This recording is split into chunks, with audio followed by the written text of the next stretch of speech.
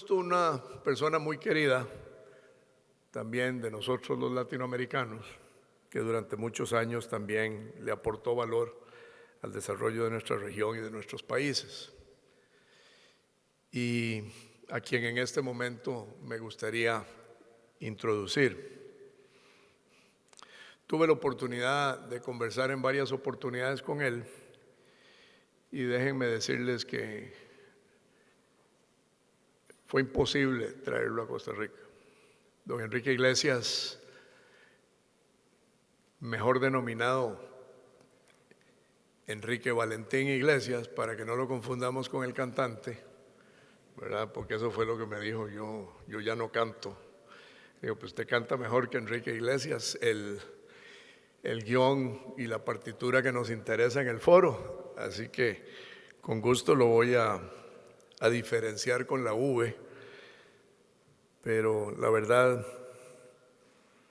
compartí con él, estuve con él en Madrid hace 15 días y les confieso que hice lo imposible por tenerlo, pero la verdad, el inicio de sus responsabilidades en la parte académica al frente, dando clases de una universidad importante en España, no permitió que pudiéramos tenerlo en esta oportunidad. Pero lo vamos a tener el año entrante con nosotros. Y la verdad, en lo que me corresponde y presentarlo, tengo que compartir con ustedes que presentar a Enrique Iglesias de verdad es un honor. Y la verdad es que hay que prepararse para poder describir su trayectoria y contribución al desarrollo de Latinoamérica. Y porque sé que estamos limitados de tiempo y probablemente ustedes no creo que tengan ningún interés en escucharme a mí, voy a darles un resumen apropiado de su exitosa trayectoria. Don Enrique Valentín Iglesias fue secretario técnico de la Comisión de Inversiones y Desarrollo Económico y presidente del Banco Central del Uruguay. Secretario ejecutivo de la CEPAL, ministro de Relaciones Exteriores del Uruguay, presidente del Banco Interamericano de Desarrollo, secretario general de la Secretaría General Iberoamericana, del cual es hoy su presidente honorario. Don Enrique Valentín Iglesias ha recibido múltiples reconocimientos a lo largo de su carrera y voy a permitirme citar 3 de ellos. Primero, el Premio Príncipe de Asturias de Cooperación Internacional otorgado en España, el Premio Notre Dame para el Servicio Público Distinguido en Latinoamérica, otorgado por la Universidad Notre Dame, y la Gran Cruz, placa de plata concedida por el Consejo de la Orden Nacional Juan Mora Fernández de Costa Rica hace varios años. La secretaria general actual de la CEGIP, de la Secretaría General de Iberoamérica, lo describe muy acertadamente como la persona que con gran visión, pasión y liderazgo creó Iberoamérica. Una persona de extraordinaria memoria, jocosamente dice, es la encarnación de Google. Me permito presentarlo como el gran amigo de Latinoamérica, una persona de extraordinaria capacidad, estudioso y conocedor de nuestra historia y las necesidades de nuestros países y de nuestra gente, que ha contribuido enormemente con nuestro desarrollo. Desde AILA le hemos pedido brindarnos, ante la imposibilidad de acompañarnos, un mensaje y compartir su visión del rol del sector empresarial en el marco de la Cuarta Revolución Industrial en Latinoamérica. Me permito presentarle su mensaje. Muy buenas tardes, un especial saludo a todos los participantes, en particular a mi buen amigo don Enrique Egloff, que me persuadió de que no pudiendo venir personalmente, pues lo hiciera a través de este breve mensaje a este importante evento que está teniendo lugar en esta ocasión. De los industriales de América Latina que miran el futuro y se preguntan qué tenemos que hacer. Me hubiera gustado estar en ese lindo país que es Costa Rica, con el cual Uruguay comparte tantas cosas buenas, entre otras su vocación democrática, su sensibilidad por la justicia social, su preocupación por la paz y por el diálogo en el mundo, En todo eso somos realmente muy buenos socios y estamos felices de poder haber seguido este curso de nuestra historia compartida. El Congreso tiene que acercarse a examinar la América Latina en el momento en que estamos viviendo. Un momento complicado, confuso. Se ha dicho ya reiteradamente un cambio de época y efectivamente estamos enfrentándonos con un cambio de época con rasgos en algunos aspectos sorprendentes porque estamos volviendo atrás en cosas que creíamos que habían sido definitivamente adquiridas, como el multilateralismo, la convicción que ganamos después de la Segunda Guerra Mundial de que el mundo había que arreglarlo todos juntos, con reglas universales que fueran aplicadas en todas partes. Eso está en este momento en peligro y en duda.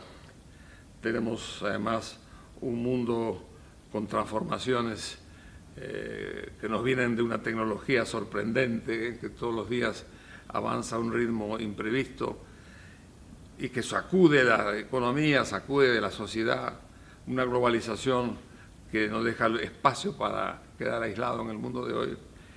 Y sobre todo coyunturas sociales complicadas. Nosotros particularmente en América Latina, en el mundo entero, estamos con la emergencia saludable de clases medias, pero clases medias que están ciertamente nerviosas, enojadas, o porque no han conseguido lo que querían, o simplemente porque tienen menos que el de arriba. Todo eso genera un estado de inquietud social importante.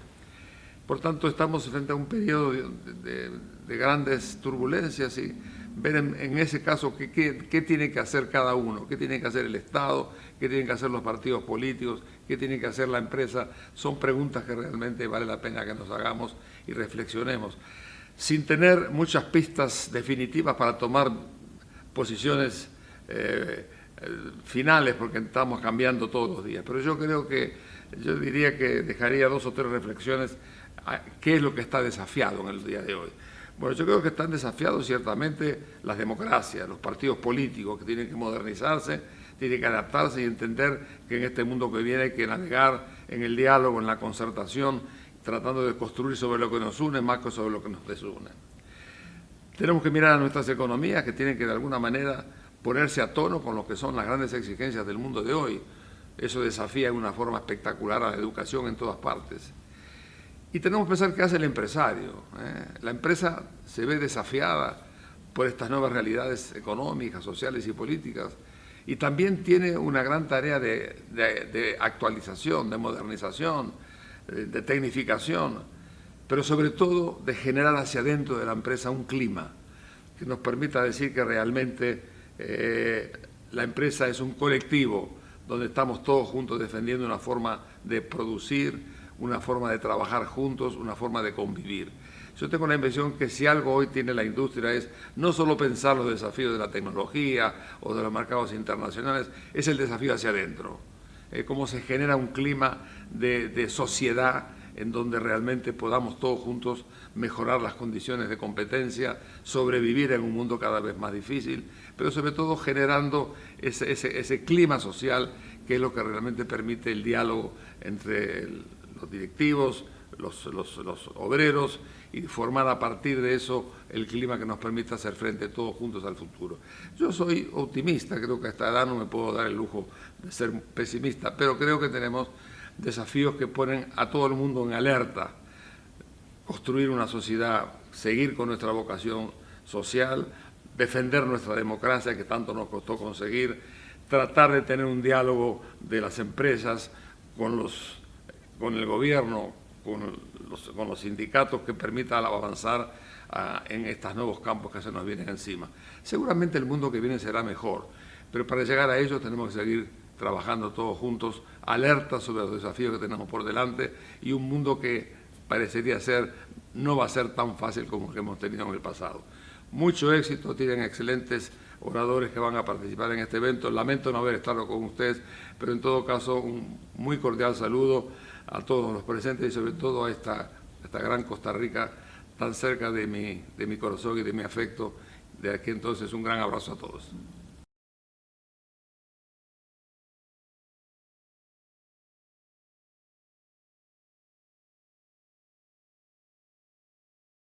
Gracias al señor Enrique Iglesias por su mensaje.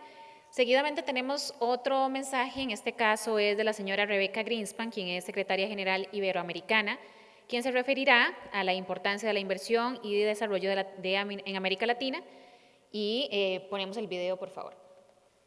Saludo con mucho cariño a todos los empresarios y las empresarias que están en este foro tan importante y le agradezco muchísimo a Enrique Egloff y a la Cámara de Industrias haberme permitido estar con ustedes, por lo menos de esta manera virtual, por mi imposibilidad de estar en estas fechas en Costa Rica.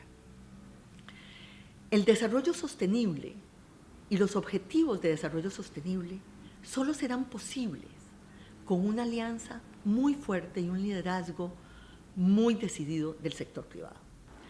Una de las cosas que más me llenó de entusiasmo y probablemente de optimismo con respecto al futuro fue en la Asamblea General de Naciones Unidas que acaba de pasar en Nueva York, ver cómo efectivamente la alianza del sector privado con el desarrollo sostenible iba increciendo, cómo efectivamente de los lugares más recónditos del mundo, de las fuentes probablemente más insospechadas, como el Financial Times, como el Economist, están abogando hoy en día por la transformación de un modelo de negocio que pase de preocuparse solo, como dicen en inglés, de los accionistas, shareholders, a los stakeholders, lo que quiere decir que tenemos que preocuparnos no solo por los accionistas de nuestras empresas, sino también por la sociedad, por los consumidores. La idea es que las empresas que van a poder enfrentar la cuarta revolución industrial, las empresas que tienen un futuro de largo plazo, son aquellas que alineen sus valores también con los valores de las nuevas generaciones. El que una empresa pueda ser viable económicamente, inclusiva y al mismo tiempo responsable con el ambiente, es lo que de verdad puede transformar nuestras sociedades y hacer que nuestras economías puedan enfrentar los retos del futuro. Y eso va a requerir de una conversación distinta entre el sistema político, el sector privado y la sociedad. Tenemos que encontrar los espacios, no solo para competir, que son los espacios que nos da el mercado, sino para coordinar los objetivos que todos queremos y debemos cumplir conjuntamente. Para ello tenemos que confiar en nosotros mismos. Tenemos que invertir en los nuevos mercados, en las nuevas ideas. Tenemos que volver a invertir en la gente. Nuestra región tiene una gran oportunidad. Tiene la gran oportunidad de entrar con paso firme no solo a la economía del conocimiento y a la economía del emprendimiento, sino también a lo que ahora se llama la economía de los colores, la economía verde, la economía azul, la economía naranja de la creatividad y de las industrias culturales, la economía blanca de los cuidados. Todos esos son sectores que están esperando la inversión del sector privado para poder expandirse y aprovechar la potencialidad de las nuevas tecnologías, de la inteligencia artificial, de la biotecnología, de todo el conjunto de innovación que está poblando al mundo y que en lugar de crear miedo, debería crear optimismo y oportunidad. Tenemos que aprovechar esa oportunidad para que esos recursos, esa liquidez que tiene hoy el mundo, pueda dirigirse a los países emergentes, pueda dirigirse a las nuevas inversiones, pueda dirigirse a los nuevos sectores en expansión, puedan dirigirse a invertir en nuestras empresas, en la innovación y en la transformación de nuestro sector privado. Espero que en estos días en el Congreso puedan debatir todas estas ideas, podamos entender cómo nos articulamos mejor, cómo nos integramos mejor en la región para poder cumplir con el sueño de unos objetivos de desarrollo sostenible que sin ninguna duda tienen al otro lado de ellos mismos un mundo mejor. Les deseo mucho éxito en estas deliberaciones y créanme, ustedes tienen una gran parte de la solución y del liderazgo que se requiere para que podamos efectivamente enfrentar la cuarta revolución industrial con optimismo. Hay que derrotar el derrotismo. Muchas gracias. Un excelente mensaje de la señora Rebecca Greenspan. Tenemos otro video adicional, con este cerramos, que es de la expresidenta de Costa Rica, la señora Laura Chinchilla. Buenas tardes. Es un gusto dirigirme a todos ustedes con ocasión de esta importante actividad convocada por la Cámara de Industrias de Costa Rica. América Latina es una región de grandes oportunidades y a la vez de grandes desafíos que debemos enfrentar. Este encuentro tiene lugar en un momento de especial complejidad para el mundo y la región. El crecimiento de la economía mundial tiende a la baja y América Latina en particular es la región en la que se proyecta un menor dinamismo relativo. A la vez, las tensiones comerciales entre Estados Unidos y China amenazan con impactar las cadenas globales de valor de las que nuestros países se han beneficiado. A los problemas económicos y comerciales se suman los políticos e institucionales. Nunca antes, la democracia como forma de gobierno había alcanzado a tantas naciones, cubriendo a cerca del 50% de la población mundial. Sin embargo, al mismo tiempo, nunca antes había sido tan generalizado el sentimiento de desencanto con la democracia y el deterioro experimentado por la misma en diversas regiones del planeta. El mundo atraviesa un periodo de recesión democrática y en este espacio también América Latina es la región en la que sus ciudadanos muestran más desafección con la democracia. En resumen, son tiempos en los que tanto los mercados como los estados se encuentran en jaque. Esta compleja situación debe obligarnos a reaccionar para blindar mejor a nuestros países de los efectos negativos de algunos de estos eventos y para salir de lo que yo llamo el desarrollo errático y mediocre que ha tendido a caracterizar a la mayor parte de nuestros países. ¿Cuáles en consecuencia deberían ser nuestras prioridades hacia adelante? Primero, debemos evitar desandar el camino andado y consolidar las políticas de responsabilidad macroeconómica y fiscal. Una región conocida por la volatilidad de sus mercados ha gozado en las últimas 2 décadas de notable estabilidad, al punto de haber sorteado con éxito los peores efectos de la crisis financiera internacional del 2008 y 2009. En comparación con el pasado, hoy pocos países tienen una inflación de 2 dígitos y varios han ganado clasificaciones crediticias de grado de inversión que hay que proteger. Segundo, tenemos que entrarle a la gran tarea pendiente de promover un crecimiento económico sostenido sobre la base de la mejora en la productividad. Mejorar la productividad en nuestros países implica mejorar drásticamente la calidad de la educación y adecuarla a las demandas que plantea la revolución tecnológica, invertir en investigación y desarrollo, modernizar la infraestructura física y digital y los sistemas de logística, garantizar mayor acceso al financiamiento para el desarrollo y seguir apostando por mecanismos de integración intrarregional como la Alianza del Pacífico y extrarregional como los acuerdos comerciales con Estados Unidos, Europa y Asia. En tercer término, debemos revolucionar el funcionamiento de nuestras instituciones públicas. Las tecnologías digitales nos permiten hoy gestionar procesos con mayor eficiencia, más transparencia y menor costo para los usuarios. Nos permiten también que su voz sea escuchada y que sus criterios enriquezcan las políticas públicas. Todo ello nos ayudará a cerrar las brechas de legitimidad que hoy padecen las instituciones públicas frente a los ciudadanos. A la par de estos esfuerzos, debemos optimizar los marcos regulatorios para que nuestras empresas puedan operar en un entorno estimulante. Finalmente, deberemos promover y perfeccionar las alianzas público-privadas como único mecanismo posible para optimizar recursos y agilizar la concreción de las inversiones que nuestra región demanda.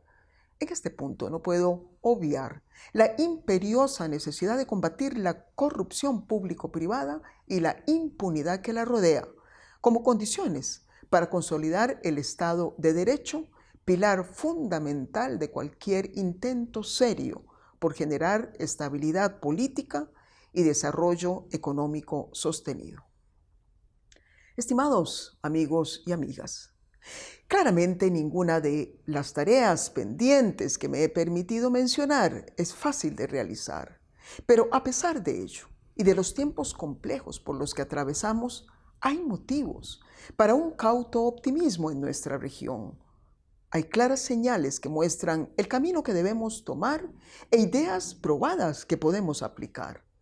La llave para acelerar los procesos virtuosos está en nuestras manos y en la capacidad que mostremos para trabajar de manera conjunta y con una clara visión estratégica. Muchas gracias y muchos éxitos. De igual forma, agradecemos a la señora Laura Chinchilla por este mensaje y continuamos. Invito nuevamente al señor Enrique Egloff, presidente de la Cámara de Industrias de Costa Rica, para que pueda introducir también al señor Luis Almagro.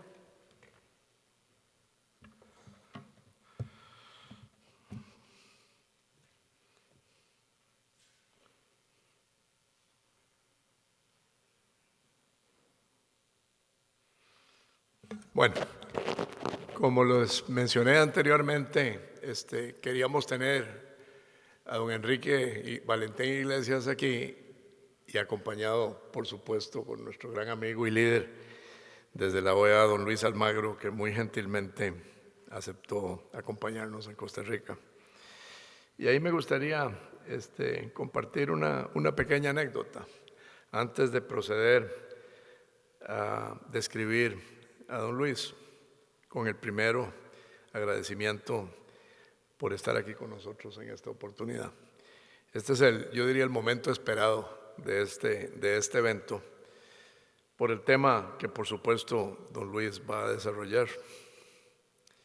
Cuando tuve la oportunidad de establecer contacto con él, después de haberle enviado una invitación a acompañarnos y con el apoyo y la gentileza de nuestro querido canciller, don Manuel Ventura, me llamó desde Washington en esa oportunidad para decirme que don Luis quería conversar conmigo. Me salí de una reunión en la que estaba y estaba esperándome al teléfono para decirme que se sentía muy complacido con la invitación y que aceptaría gustoso venir al Uruguay del Norte. Yo le decía que eso tenía una implicación, que tenía que invitarnos para ir a la Costa Rica del Sur. Y bueno, empezamos por el Uruguay del Norte, don Luis, y la verdad nos sentimos honrados y complacidos con su presencia. En momentos complicados de nuestra región latinoamericana, no podemos tener una mejor persona, un mejor orador en este momento para compartir su visión sobre los temas puntuales que hoy nos ocupan. Y en ese sentido, creo importante describir a don Luis como un diplomático de carrera, embajador y canciller del gobierno de don José Mujica en el Uruguay hasta marzo del 2015. En el año 2014 adoptó una posición crítica al gobierno de Venezuela y a partir de ello fue seleccionado y electo secretario general de la OEA el 18 de marzo del 2015, con el apoyo categórico de 33 de los 4 estados miembros y una abstención nada más. Al asumir la conducción de la OEA, don Luis anunció que uno de los ejes principales de su gestión sería, comillas, más derechos para más gente, y que trabajaría para acercar a la Organización de Estados Americanos a la nueva realidad del hemisferio. Ante la situación geopolítica de Latinoamérica, el secretario Almagro hizo de Venezuela su centro de gestión. Reconocemos, por supuesto, su valiosa labor y liderazgo al frente de la OEA, para impulsar una salida democrática del régimen de la narcodictadura de Nicolás Maduro. Le damos a don Luis la más cordial bienvenida y le agradecemos su visita a Costa Rica y su participación para compartir su visión, como decía antes, sobre la libertad, la democracia en Latinoamérica, requisito fundamental para la inversión privada y el desarrollo económico y social de nuestra región. El sector privado debe de asumir un rol proactivo en el desarrollo sostenible de nuestros países y me atrevo a afirmar categóricamente que somos quienes debemos aportar el mayor valor. Creemos firmemente que las empresas y quienes las lideramos debemos alinear nuestros objetivos con los de los jóvenes y los requerimientos de su entorno. Nos corresponde asumir esa responsabilidad y compromiso, pero también debemos ser un actor para defender nuestra democracia. Con la presencia y el permiso de nuestro presidente del Consejo Directivo, don Manuel Herrera, que nos acompaña en esta oportunidad, en este foro de AILA, y las organizaciones industriales que conformamos AILA, la Asociación de Industriales de Latinoamérica, le reiteramos, don Luis, nuestro apoyo y compromiso firme para colaborar con nuestros gobiernos y con su gestión. Y agradecemos nuevamente su presencia y por aceptar nuestra invitación para compartir en este importante foro de América Latina. Muchas gracias.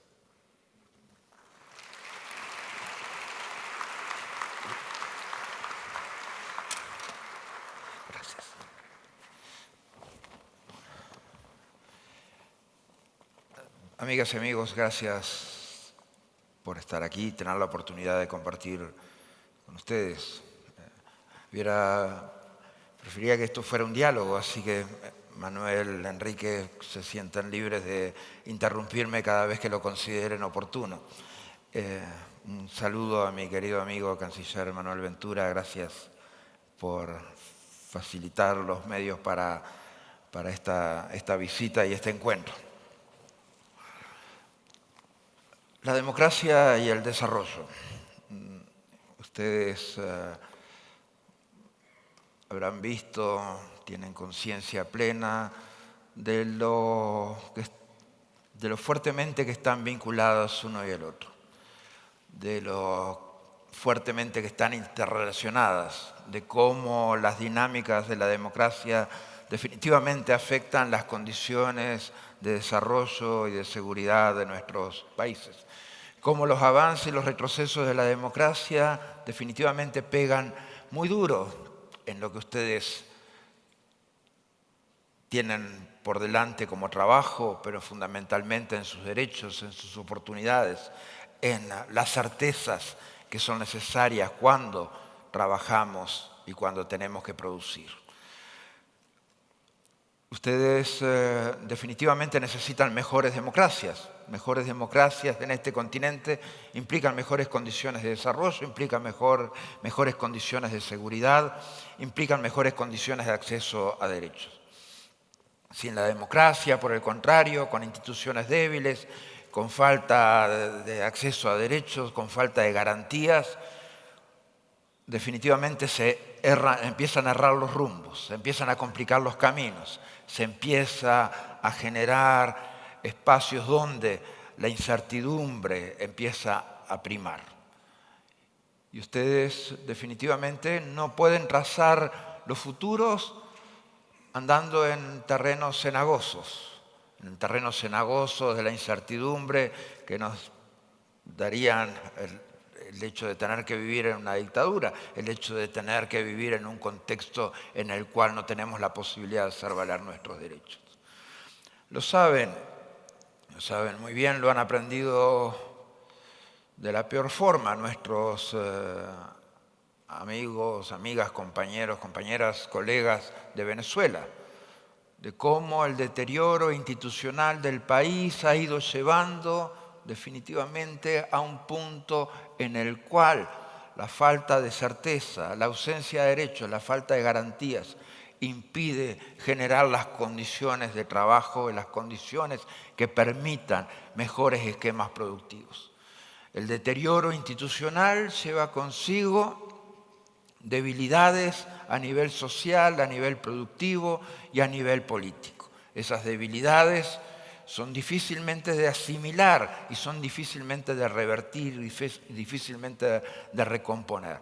Esas debilidades generan círculos viciosos en los cuales van primando cada vez más los elementos negativos de la falta de credibilidad, la corrupción, las actividades ilegales, las actividades criminales, y eso definitivamente es el punto principal en el cual nos tenemos que afirmar para exigir dentro de este continente mejores condiciones institucionales, mejor democracia, porque eso hace a la esencia del bienestar de las personas.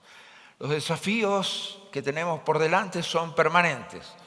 La historia de la democracia en nuestro continente es demasiado larga y con demasiados altos y bajos.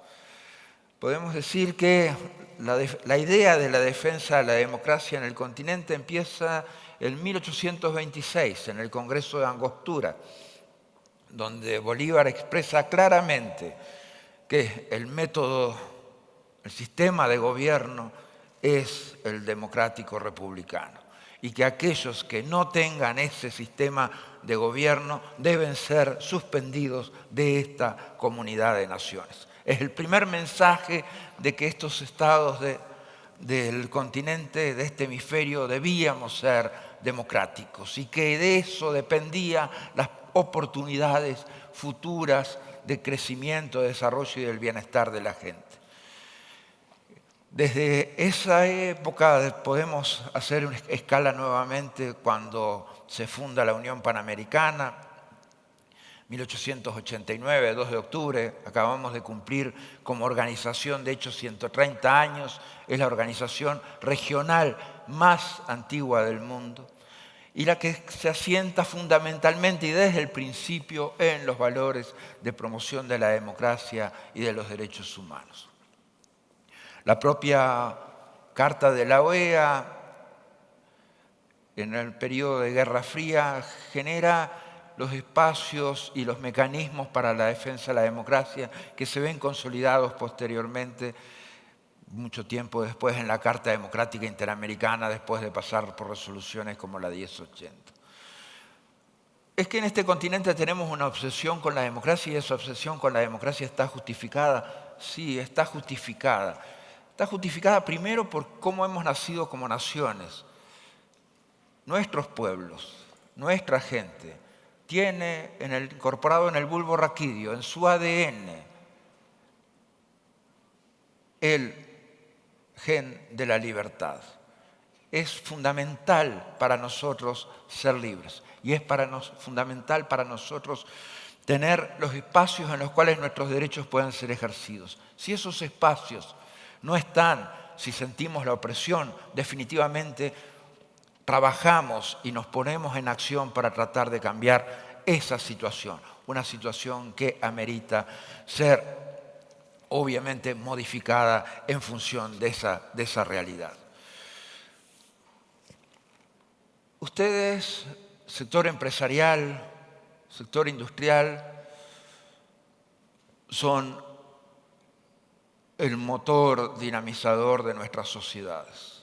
En ustedes recae fundamentalmente las capacidades que tengamos, ya sea en materia de desarrollo tecnológico, en materia de capacidades, en materia de educación. Recaen en ustedes los niveles de empleo, recaen en ustedes los niveles de salario, recaen en ustedes generar los espacios, los mejores espacios de crecimiento económico, porque para ser cada vez más iguales, para ser cada vez menos pobres, fundamentalmente es necesario un primer fundamental elemento que es la creación de riqueza. Sin creación de riqueza es imposible que seamos cada vez menos pobres. Sin creación de riqueza es imposible que seamos cada vez menos desiguales. Y esa creación de riqueza pasa esencialmente por las capacidades de ustedes, por los espacios de ustedes en su creación, productiva, en su creación tecnológica, en su capacidad de innovar, en su capacidad de hacer negocio. Un empresario no es algo que se produzca en el aire. Los empresarios deben ser especialmente cuidados por las democracias.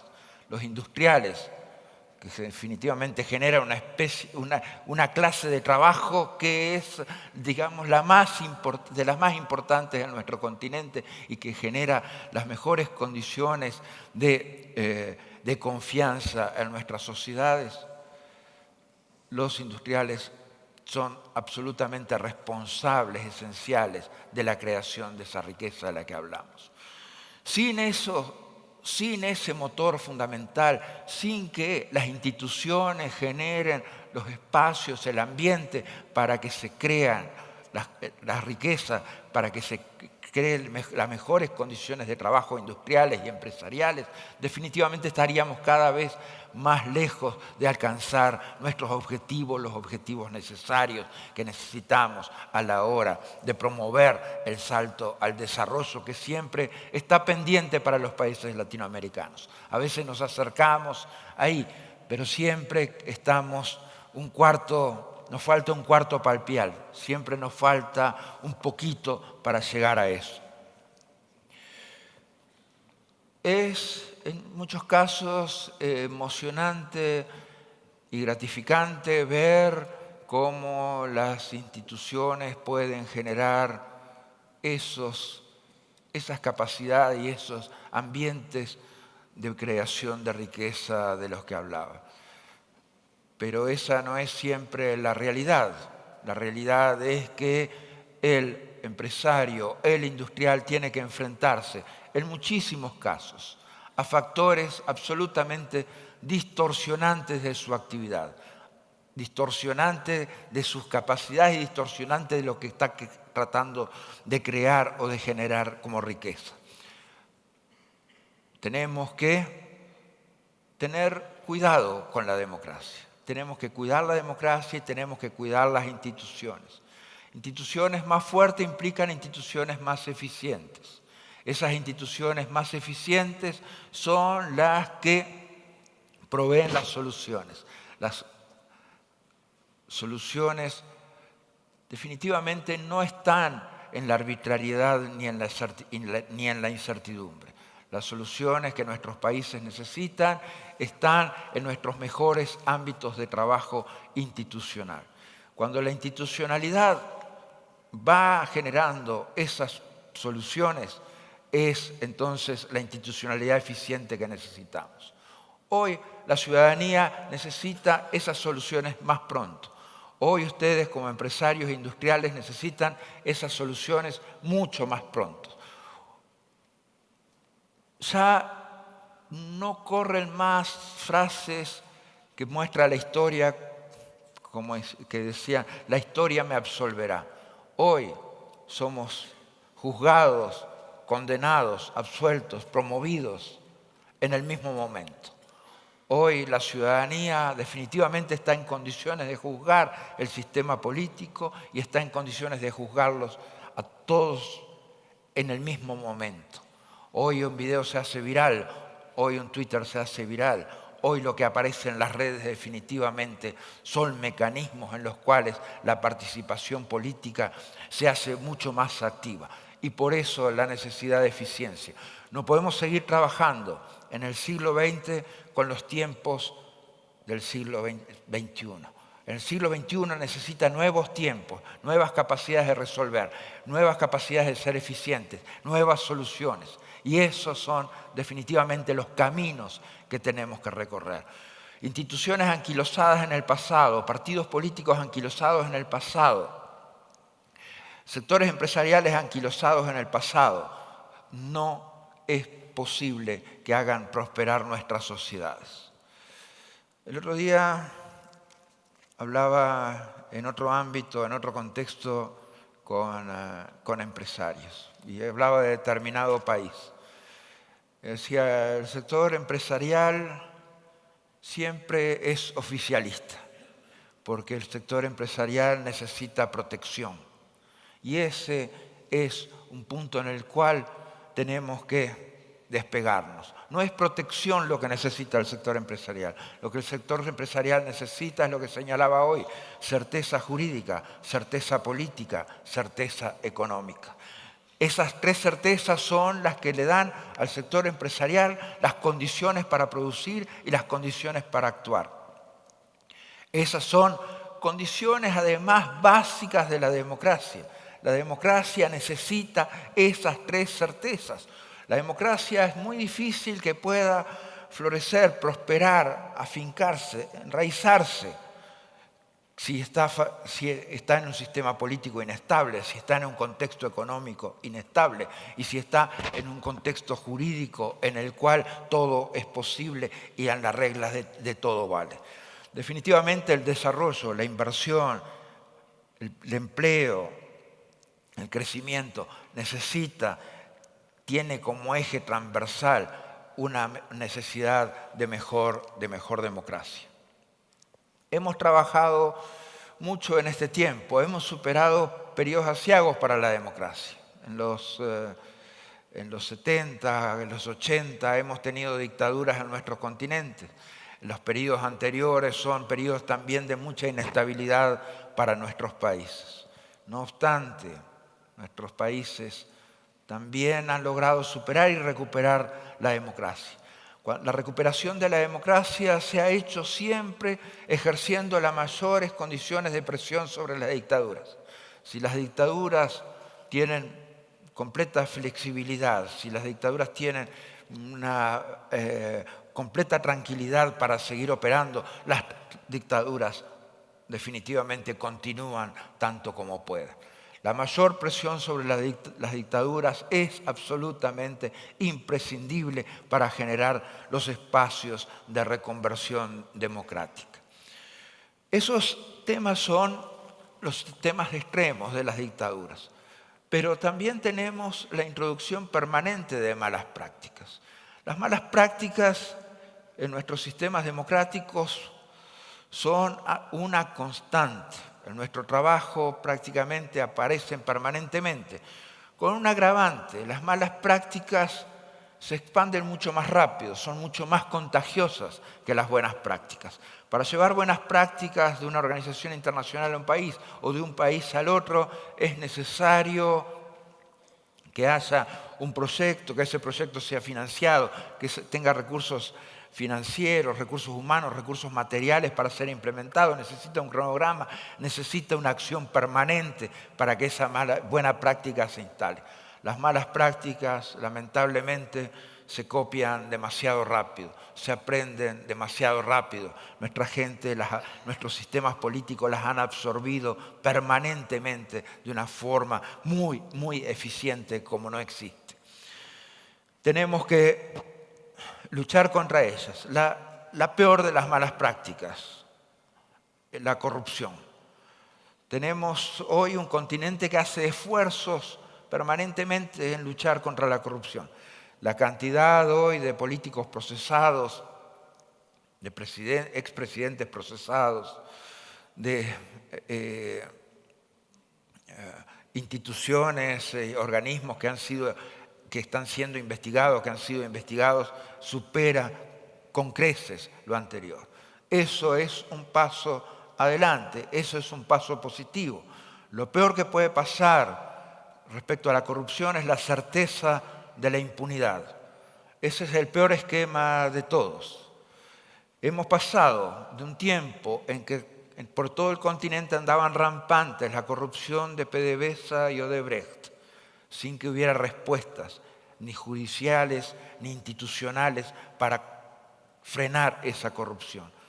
Hoy esa corrupción está siendo investigada, esa corrupción ha tenido juicios, esa corrupción ha tenido y hoy tiene responsables que han terminado en la cárcel. Nos queda muchísimo todavía por hacer. No es un continente todavía que tenga la certeza de justicia. Ojalá estuviéramos ya en ese punto, ojalá ya hubiéramos llegado a ese punto. Todavía no estamos, pero debemos seguir trabajando a esos efectos. Un segundo problema que enfrentan ustedes, que enfrentan las sociedades nuestras, la violencia. Tenemos 15 de las ciudades más violentas del mundo. Tenemos permanentemente homicidios, asesinatos, muertes violentas en todos nuestros países. Eso es un problema que también tenemos que erradicar. Mientras exista la violencia, tendremos una incertidumbre social. Mientras sintamos esta falta de seguridad, va a ser difícil afianzar inversiones, afianzar empleos, afianzar trabajos, afianzar un ambiente productivo e insertarnos de una manera más eficiente en el mundo. Esto está vinculado, las dos cosas, con los vínculos que tienen los sistemas políticos con el crimen organizado. Los fondos, los recursos del crimen organizado definitivamente son los más fuertes hoy y permean constantemente nuestros sistemas políticos. Eso es algo contra lo que permanente debemos luchar. Otra mala práctica, la cooptación de poderes judiciales. Tenemos que dar respuesta a eso permanentemente. La independencia de los poderes judiciales es esencial en el funcionamiento de la democracia. No hay checking and balances si no hay un sistema judicial independiente que dé soluciones y que sea capaz de brindar justicia. Tenemos problemas estructurales como la desigualdad. Ser el continente más desigual del mundo también genera problemas en las capacidades que ustedes pueden utilizar y genera problemas para el funcionamiento de las democracias. La desigualdad tenemos que hacer esfuerzos para erradicarlas. Estas desigualdades tienen orígenes estructurales centenarios. Yo siempre pongo el ejemplo de Uruguay de 1815, reglamento provisorio para la campaña de Artigas, que los más infelices sean los más privilegiados. Y daba un orden de prioridades para atender eso. Viudas con hijos, población indígena, población afrodescendiente. 200 años después, el Uruguay tiene la misma estructura de pobreza. Madres solteras, la población afro que cuenta con el 8% de la población, cuenta por el 40% de la pobreza en el país. Y la población indígena no figura en la estadística porque inmediatamente después de la independencia hubo un genocidio contra el pueblo indígena. Entonces, definitivamente los problemas estructurales son demasiado largos. Quizás llevan tanto tiempo que parecen perennes. Tenemos que definitivamente atacar esos problemas estructurales con acción afirmativa. Todos nos vamos a beneficiar, ¿no? Los sistemas políticos, los sistemas productivos y económicos, si generamos condiciones de igualdad, si eliminamos esas condiciones estructurales de desigualdad que es absolutamente necesarias para ustedes y para los sistemas políticos. Tenemos que tener mejores condiciones de desarrollo sostenible. La realización de proyectos que afectan el medio ambiente, que afectan agua y aire, son demasiado permanentes. Proyectos de minería ilegal con círculos viciosos de utilización de organizaciones no gubernamentales para proteger justamente la posibilidad de incluso de que entre la minería legal en esos ámbitos. Tenemos también que atacar las condiciones de producción y de extracción para que sean ambientalmente sustentables, porque definitivamente necesitamos legar como patrimonio una diferente visión del mundo, un mundo enraizado sobre un medio ambiente más sano. Nuestros esfuerzos hoy, como los de ustedes necesitan la industria de mejores trabajadores. El sistema político, la democracia necesita mejores ciudadanos. Los podemos hacer juntos. Tenemos la obligación de hacerlo juntos.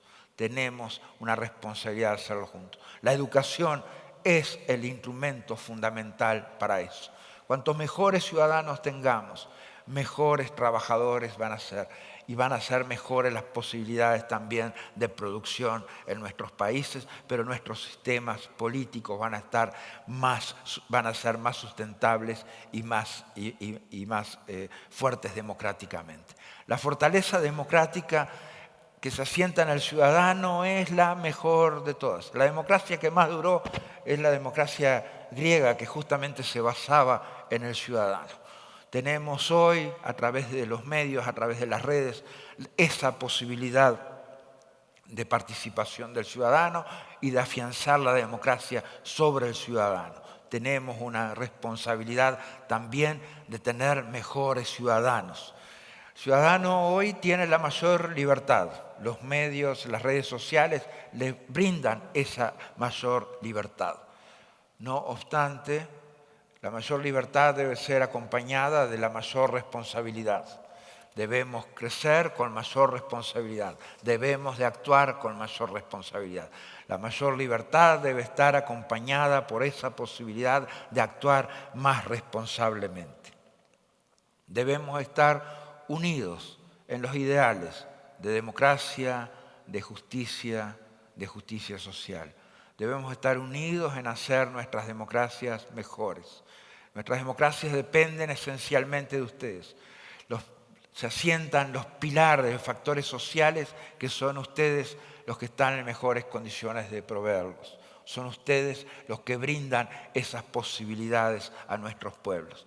La generación de riqueza y los niveles de equidad que surgen de mejores salarios y mejores empleos.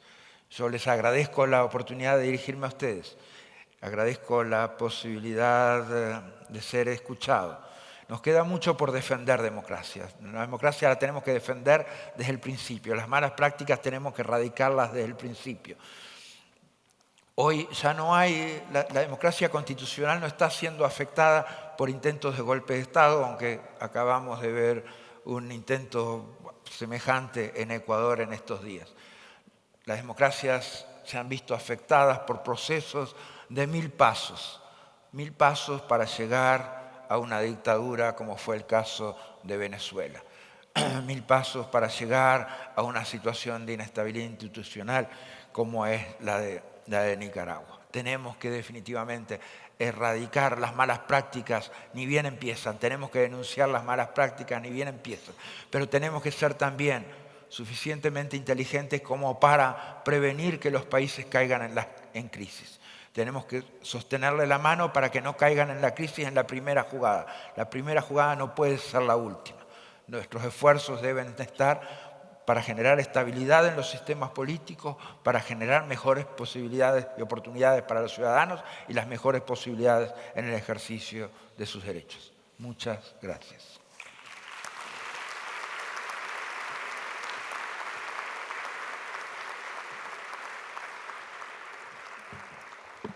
Muchísimas gracias al señor Luis Almagro, y ya que lo tenemos acá, aprovechando en el país, queremos tal vez un par de preguntas del público que estén interesados en hacerle al señor Luis Almagro. ¿Todos? ¿Uno? Acá tengo a las compañeras que ya se van a acercar al señor para que le pueda hacer la consulta. ¿Puede levantar la mano para que la compañera lo vea, por favor? Bueno, gracias, don Luis. Pues felicitaciones por su intervención y todo lo que nos ayuda a comprender mejor el desafío de lo que es la democracia.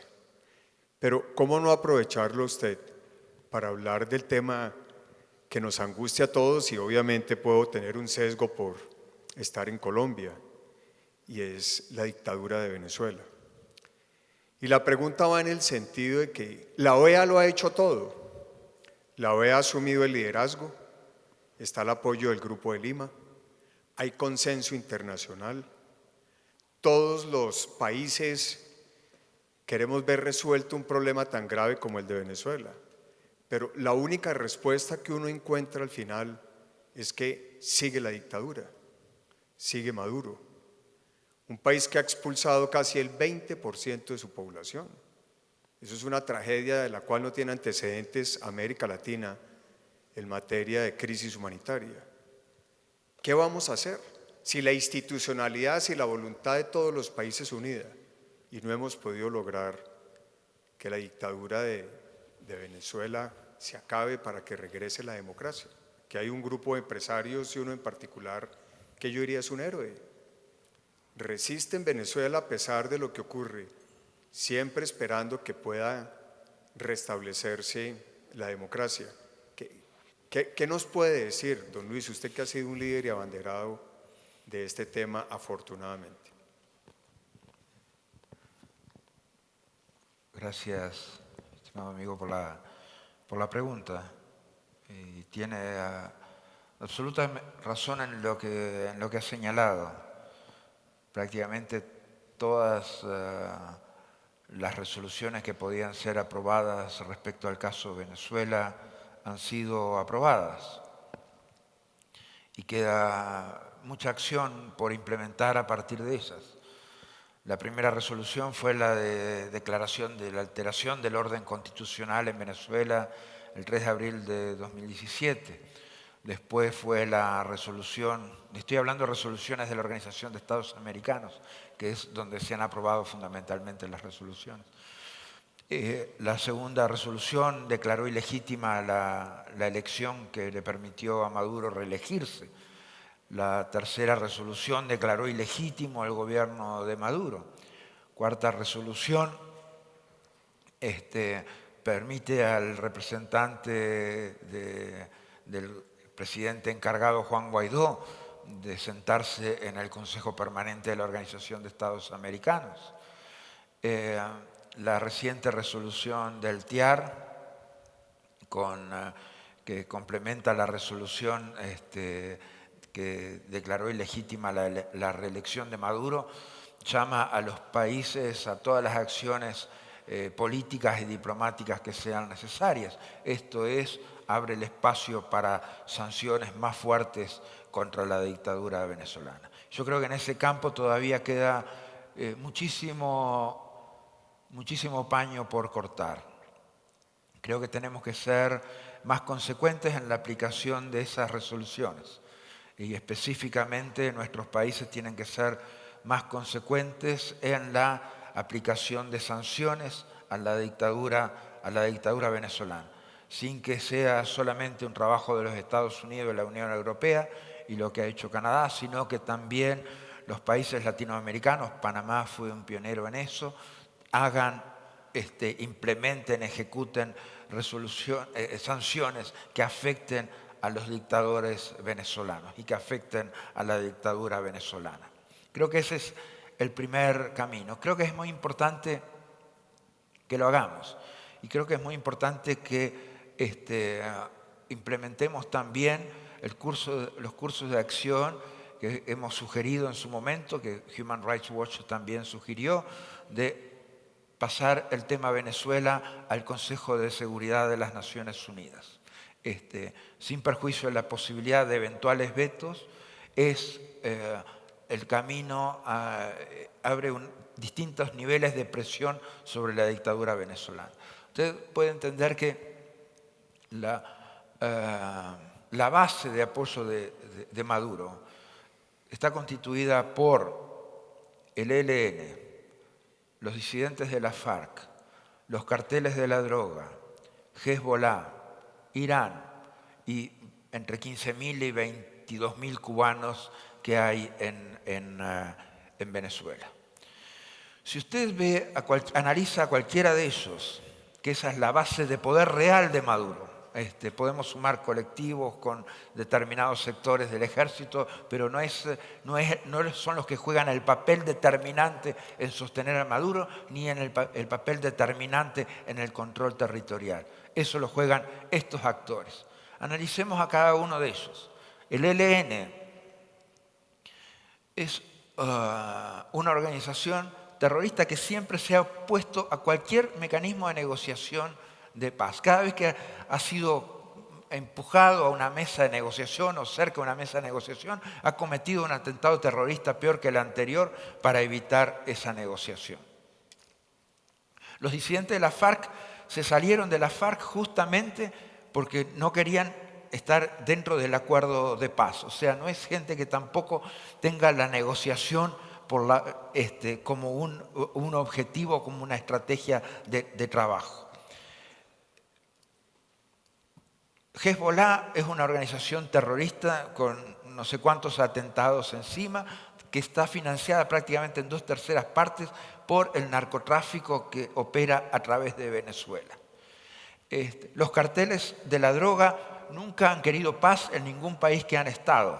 O sea, siempre la manera que han hecho la paz los carteles de la droga ha sido a través de decenas de miles de muertos.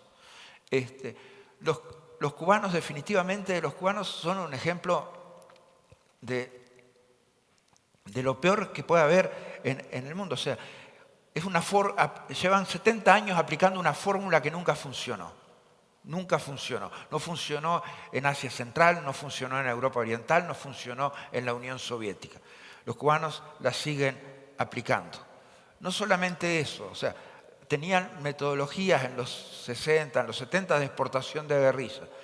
En los 50, también 60 y 70 fueron esa la metodología. Hoy la metodología, aliado con un país petrolero como es Venezuela, también ha sido promover la desestabilización, como lo que hemos visto en Ecuador en estos días y como lo que se ha intentado en Colombia en un par de ocasiones. Entonces, si ustedes ven, lo único que creen en esos actores que sostienen a Maduro en el poder es en la violencia.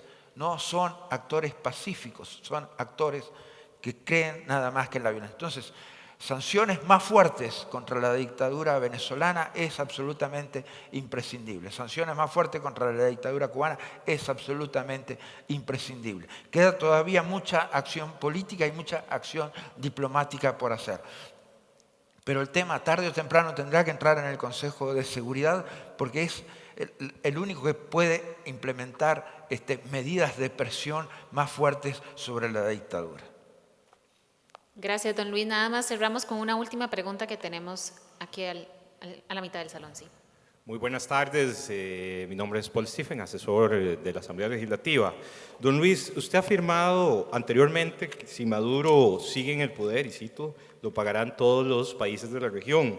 ¿Cuál es su opinión de la situación actual en Ecuador? Ya que para nadie es un secreto y se dice que los chavistas y los cubanos están involucrados en estos revueltas que se están dando en la región que intentan desestabilizar la democracia. Y por otro lado, también me gustaría saber qué opina del Tratado de Armas que muchos países han suscrito. Gracias. Sí, es una realidad. O sea, esto no es algo que inventó Venezuela. Imagínense que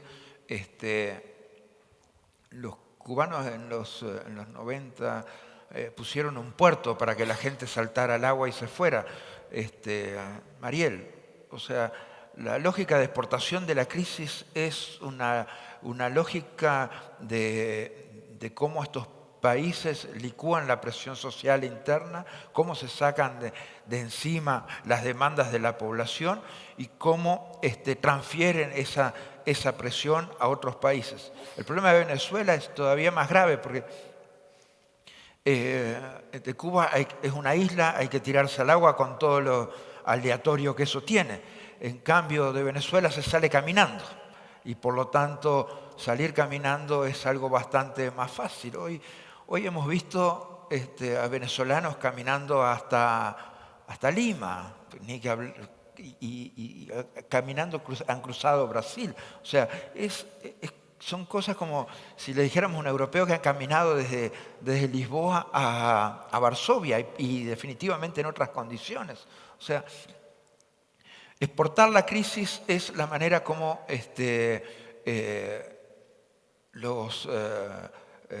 régimen, la dictadura usurpadora venezolana definitivamente es la única acción proactiva de solución o de licuar los problemas sociales que enfrenta el país. No ha tenido otra. O sea, si vemos qué está haciendo la dictadura usurpadora para resolver los temas de seguridad, nada.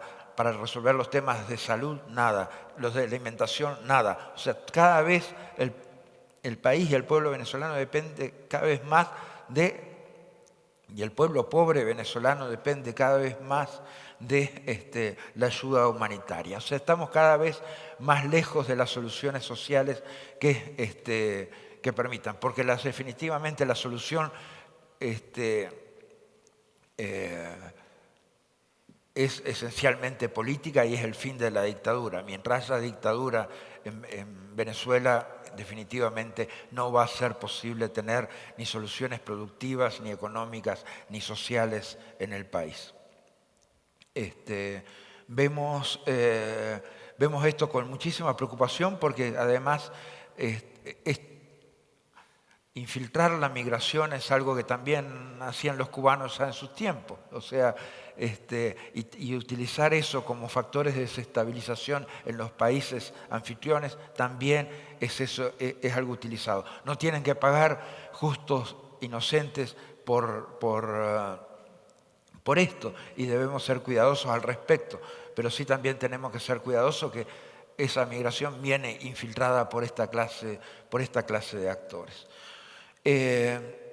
Tenemos que lograr una solución política para Venezuela. Hasta que no haya una solución política, y está muy vinculado esto a la pregunta anterior, no va a ser posible resolver este tema. Fíjense que yo estuve en Cúcuta hace 1 año y 1 mes, el 13 de septiembre del año pasado. Hasta ese momento eran 2.600.000 migrantes venezolanos. Hoy son prácticamente 5.200.000. Se ha prácticamente duplicado la cifra de migración venezolana en 1 año. ¿Qué podemos decir el año que viene si no tomamos acciones concretas como las que estamos pidiendo? ¿Qué podemos decir dentro de 2 años? ¿Cuánto va a ser? ¿Cuánto va a ser el costo y la presión sobre nuestros países, sobre nuestros sistemas y sobre las políticas de desestabilización que los 2 regímenes dictatoriales del continente tratan de operar? Definitivamente es necesaria una solución política. Tratado de armas, sí, sobre todo el tratado de armas pequeñas.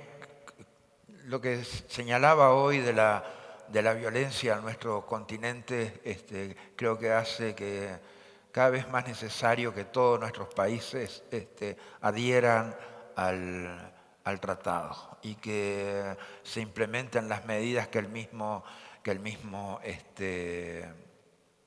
recomienda. Es una necesidad imperiosa. Con menos armas definitivamente habrá menos violencia en nuestros países. Y la implementación del tratado es a esta altura un imperativo político, jurídico y moral en el continente. Muchísimas gracias a don Luis Almagro, secretario de la OEA, por acompañarnos esta tarde en el World Business Forum Latinoamérica edición Costa Rica. Los despido igual a don Manuel Herrera, presidente de AILA, y don Enrique Egloff, presidente de la Cámara de Industrias de Costa Rica.